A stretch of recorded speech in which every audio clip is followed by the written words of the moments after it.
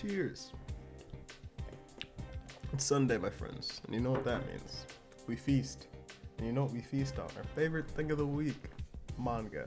And we're not talking One Piece right now. We're not talking Black Clover. We're not talking Jujutsu Kaisen. We're talking about Undead Unluck. Let's get into it. Chapter 109, Requiescat in Pace. I don't even know what that means. I had to Google it. You guys can Google it on your own time. It makes sense for the chapter. I'm just not going to sit here and act like I knew what that meant beforehand. But this chapter begins with another flashback back to right after the surgery that Rip failed on Layla.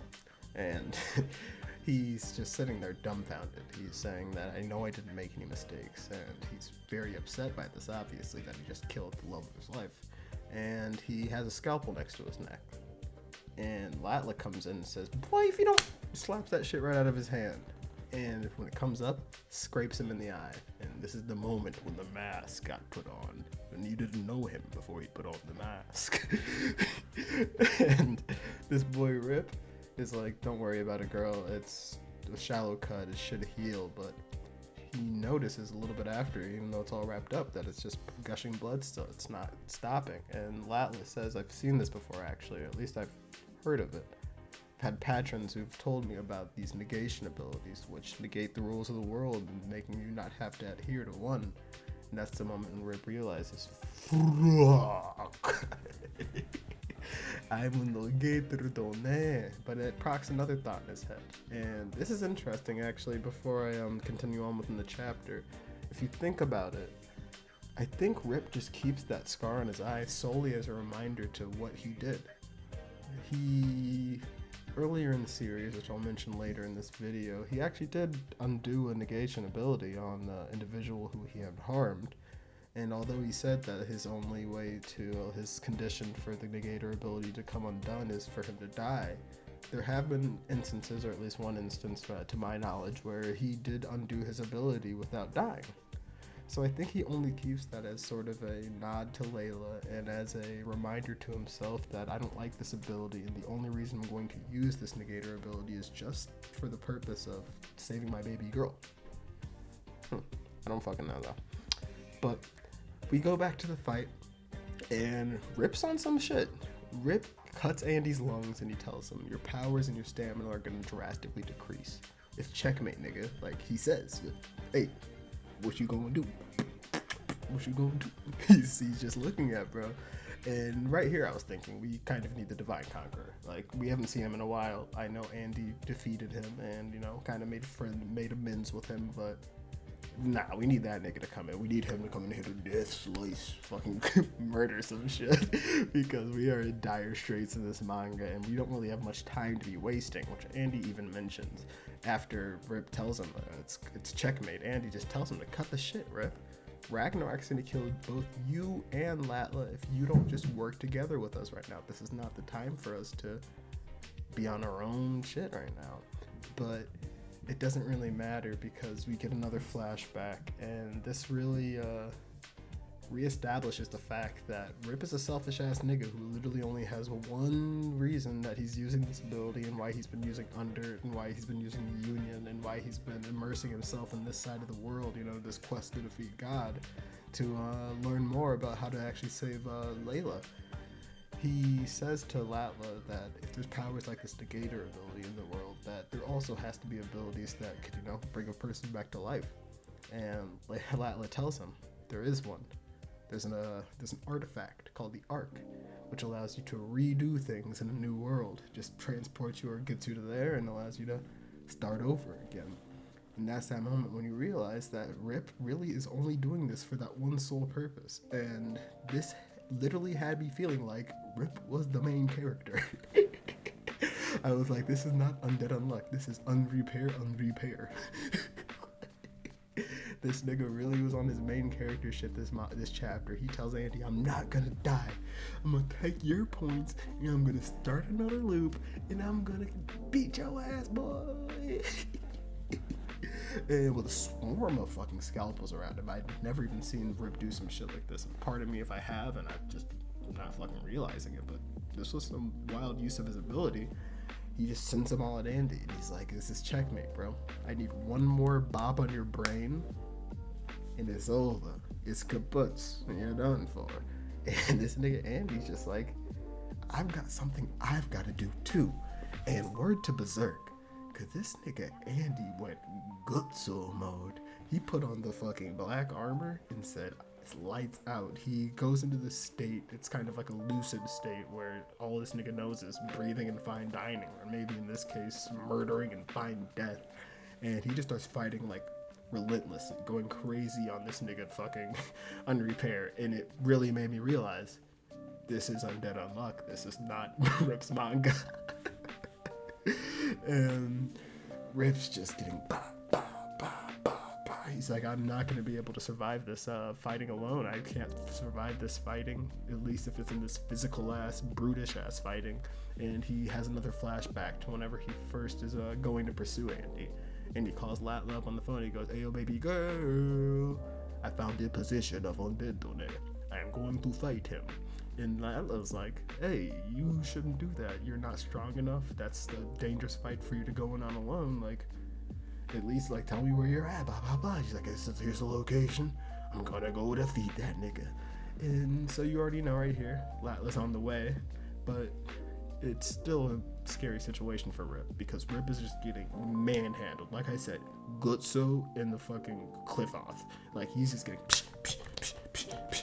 And after he gives him the Gojo 72s, he jumps up in the air, Andy does, and he's about to give him a Dedo Root. But as soon as Andy's literally about to kill him, like, this nigga Rip's life is flashing before his eyes. Latla comes in, riding her fucking Hogwarts broomstick, saves Rip. And thank God she saved him, because he actually would have died. But Latla goes, "Nigga, you dumbass." And she's just mad as hell at Rip. She already told him beforehand, this is reckless. You're not supposed to be going to fight Andy alone. And she's just telling him, like, finally face to face, we have the same goal. We both want Layla back. But you do this shit, like, we can't do this together. We both have the same goal, and every single time we try to accomplish things, you think that you have to just go out and do it alone. You whenever we tried to join under, you cut off your legs and got these new artifacts installed because you needed to be stronger. Any other time, you've always done things on your own, trying to be stronger. Like at Autumn, I think is what she mentioned. And it's really upsetting to her because she's there too. She's been there the entire time. She's a big-bodied girl too. Whenever they were children, Rip said, "I'm going to be a doctor." But you know what Latla did? She said, "I'm going to try to heal her spiritually." She studied and became the best psychic in all the lands, just the same way that Rip was becoming the best doctor and like the most studied up nigga trying to do it in his way. She's always been there on the same path as him. And she just said some shit that hit me in the heart, because it's not like I've been in this situation in my life, but you know, this was just some heavy hitting shit. She looks at him in the eyes and said, if it's okay for you to risk your life for the person you love, then allow me to do the same for you. Let me put my life on the line for you at the very least. And I was like, dang, because fuck Rip. Like I mentioned it during my last video on the popularity poll.